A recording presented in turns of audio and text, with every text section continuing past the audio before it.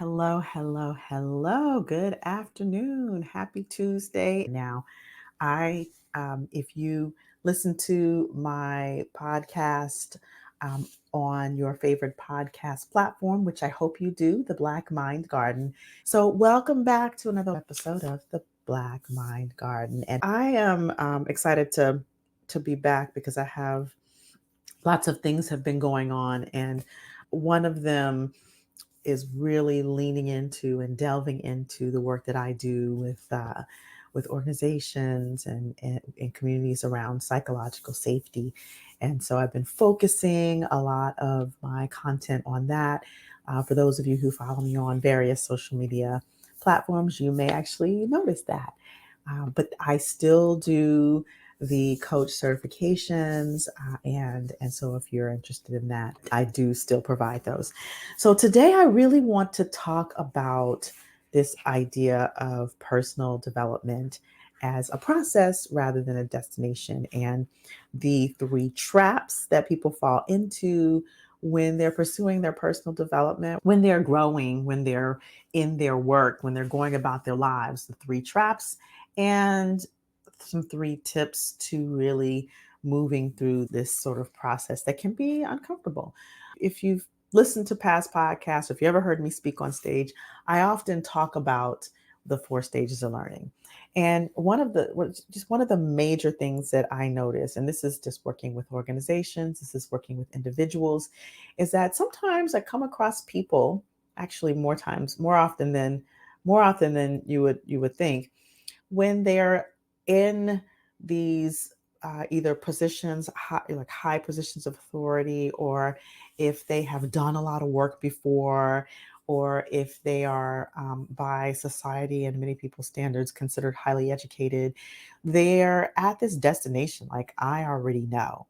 And I think that is one of the biggest and most dangerous thought traps that you can have, is the I already know, I've already done that, because it presumes that you have developed yourself to a point where you no longer need to learn anything new, or where you are already at the destination of the highest level of enlightenment or personal development, which, if you have done any type of development, then you know that personal development is a mountain with no top. And you may have heard me say that. I say that all the time.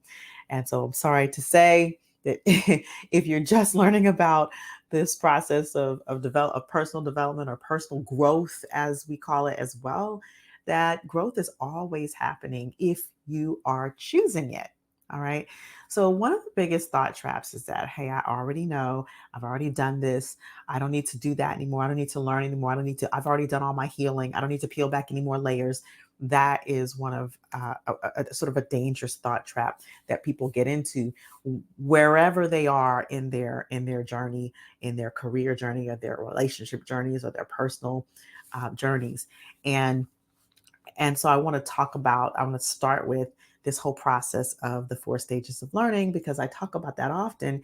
And and and i i think that some of the reasons why people don't pursue or don't stay in personal development, we're going to talk about that. I think that this due to the three major reasons. So the first thing is, I'll talk a little bit about this whole stages of learning, and I talk about this a lot when I'm in front of the room. The first is this unconscious incompetence. So when I talk about incompetence, we're not talking about what most people hold in their minds as incompetence. It's just like the things that you don't know that you don't know, right? So you're sort of blissfully unaware, and you're walking with sort of this unawareness of something, right? So that's unconscious incompetence.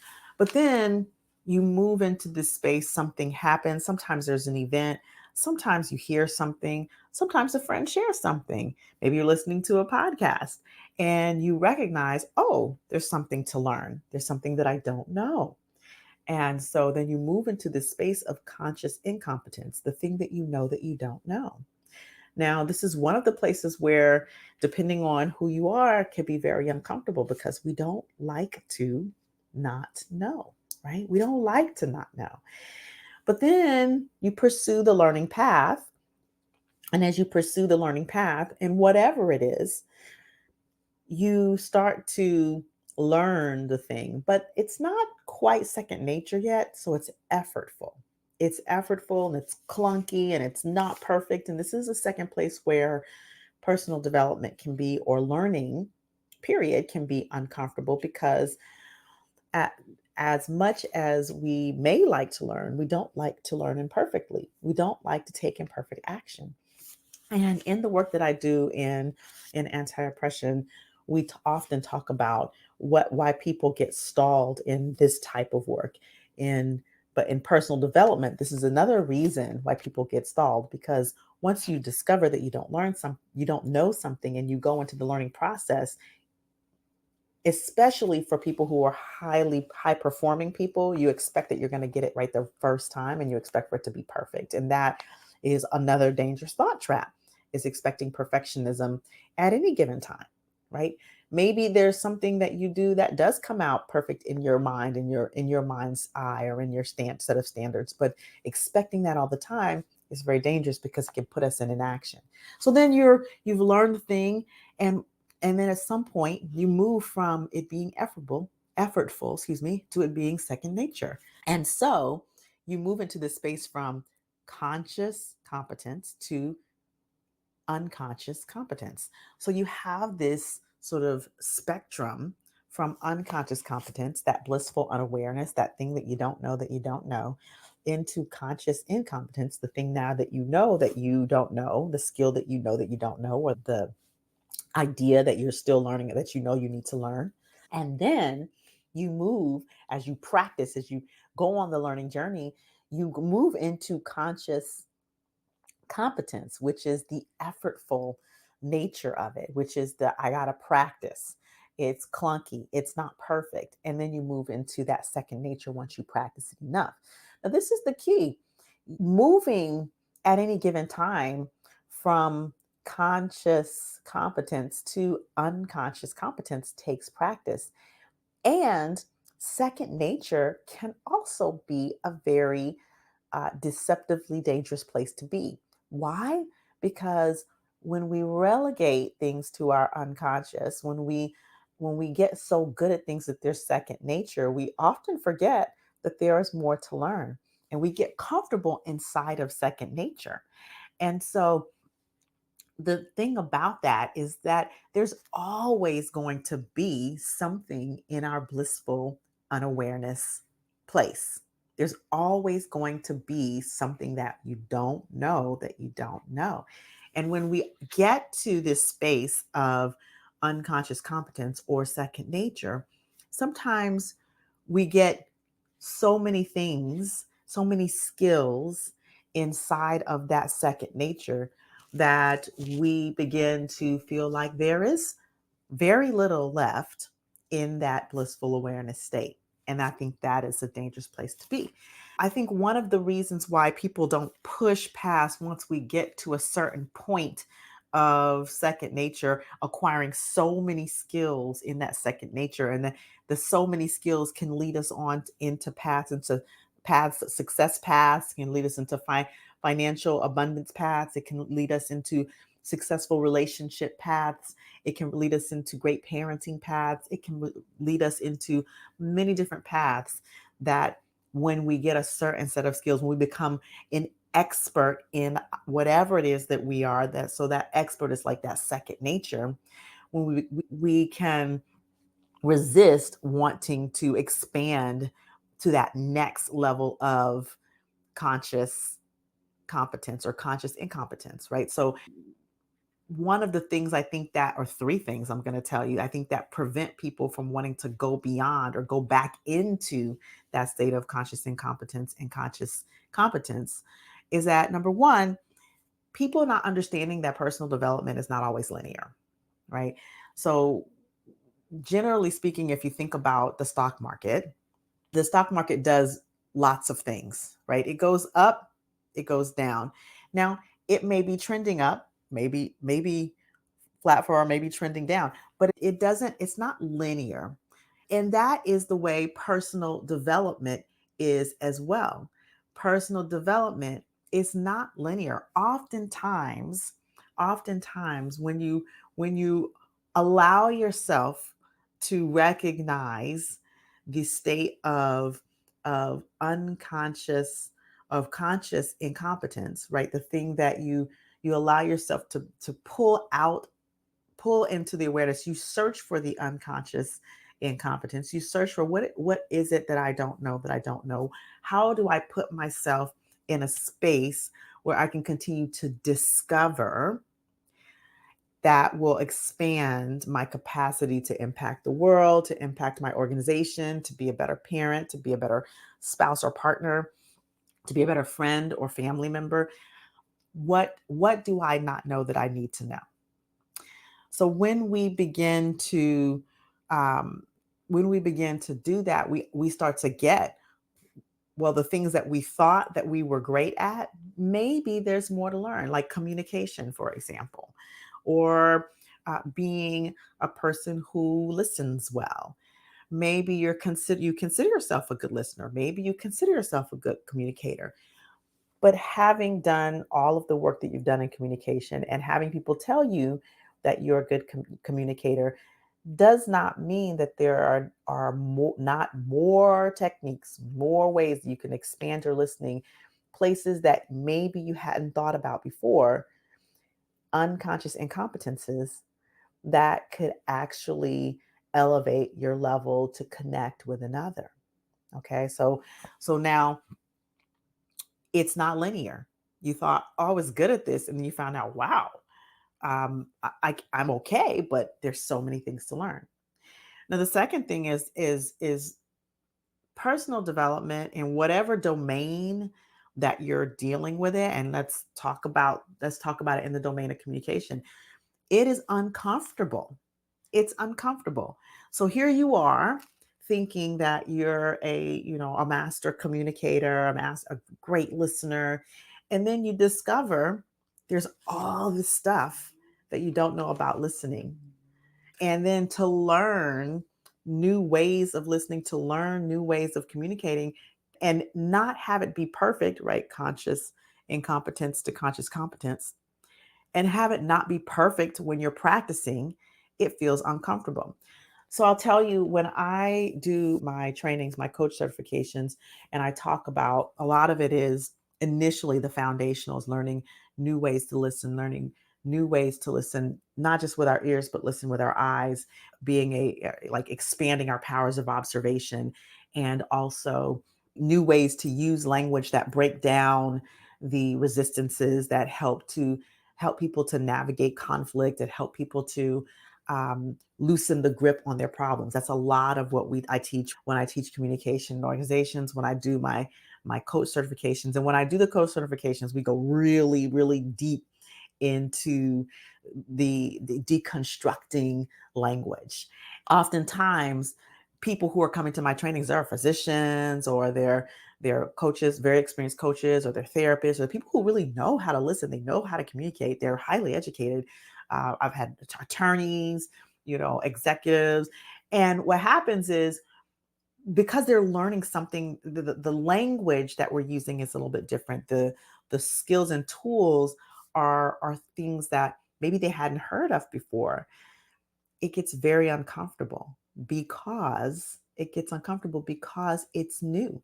And the way that we're teaching to listen, the way we're teaching to lean into the discomfort of communicating, is different from what they're used to and what they've learned, based on their model of the world, based on their own filters, and based on their own mental model of what good communication is. It is uncomfortable. And the other piece I think that is very scary for people is it dives into the realm of the unknown. Even before you embark upon some personal development. And I've had people share this with me. One of the reasons why they may not choose to do deep work with me at any given time is because they're afraid of what they'll find out. It's unknown. So, what people tend to be more likely to be comfortable with the discomfort of their not knowing than stepping into the unknown of something new, because of the context from which they're looking at it, which is, what if it's bad? But the question I always pose is, well, what if it's Great. What if it's unimaginably good? What if it transforms how you interact with people? What if it has the capacity to increase profitability of your business? What if it has the capacity to bring you closer to your children than you ever thought before? What if it has the capacity to create a psychological safety between you and your team or your partner or whatever, in such a way that they want to stay and they are able to give the most of themselves? This piece of the unknown is actually very scary for people because we are in the space where we always need to know. It's another thought trap that you always need to know. And a lot of growth occurs in stepping into the unknown and being flexible enough to manage the obstacles along the way. Three things that I'd love to leave you with about how to navigate the discomfort of personal development more easily. Number one is to normalize that it's a process and not a destination. And I think that's so important. When we normalize that personal development is a process, that personal growth is a process, then we can get ourselves unstuck from this place of, I already know. And I invite you to look in the places where you already think you're good. Look in the places where you already think you are an expert. Look in the places that you've been avoiding personal growth, right? Because when you look in those places, then you have the most capacity to make a bigger impact in whatever you're wanting to make an impact, whether it's your organization, a team, your community. So look at those places, normalize it being a process rather than destinations. One of the reasons I say look in the places where you've been avoiding is because even if those places don't have direct relationship to what your main goals are, that thing impacts it. So how we do anything is how we do everything. We are, and everything is interconnected and interdependent. Okay, so it's not a separation. The second thing is do personal growth and personal development work alone, but also do it in community. I find that when I'm doing my trainings, whether I'm doing trainings in organizations or whether I'm doing them in my own personal certifications, I find that when it's a shared experience, the growth is deeper and it actually takes away some of the discomfort because we don't feel like we're alone. We don't feel isolated. We don't feel like, oh, I'm the only one dealing with this, or I'm the only one in this boat of conscious incompetence or conscious competence. I'm not the only one that's doing it imperfectly. I'm not the only one that's human, right? You can do the work alone. It's great to do the work alone, the journaling, the reading of books, the introspecting, the meditating, but it's even more powerful to do it in community. And that's why I like to do work with organizations, because even just doing this type of work in organizations does help to begin to bond and open up some levels of safety when it's done correctly, when it's done right. All right. When it's done in a safe way. And then the third thing is to surround yourself with resources that empower and restore you when the development does get uncomfortable and when it gets difficult. So the resources can be things that you do to restore and empower you, or people that you speak to restore and empower you. And when you surround yourself with the resources, then it helps for the work to be palatable and bearable. It helps for you to manage the discomfort in a way that works for you. And there are lots of tools and resources that I teach inside of the trauma informed communication course that I have, and when I work with organizations and leaders, and of course in my certifications, they learn all the tools. I just think that it's important that we begin to understand that if we're going to really forward transformation in the various areas that we're working, we do need to focus on people and personal growth and development as well as process. Okay. And in doing that, understanding that it is a process and it's a necessary process, We see what's going on in the world around us right now. And when I look at it from my vantage point, I see a bunch of people who are chronologically adults who are arrested in development. They're arrested in some childhood stage of development, and it is causing, you know, it is causing them to wreak havoc on people's lives. And so I'll leave that at that.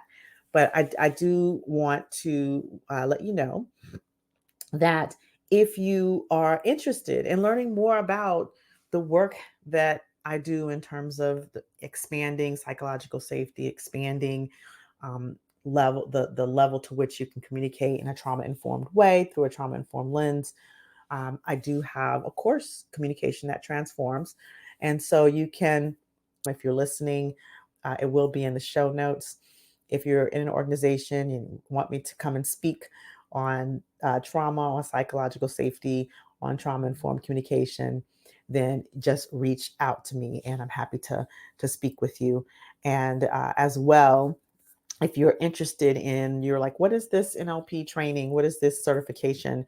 Then you can see a little bit more about that on the website. So pass this on to a colleague, pass this episode on to a friend, and don't forget to leave a review because we do like for people to know that we're making a difference. And so I look forward to hearing your thoughts about personal development as a process.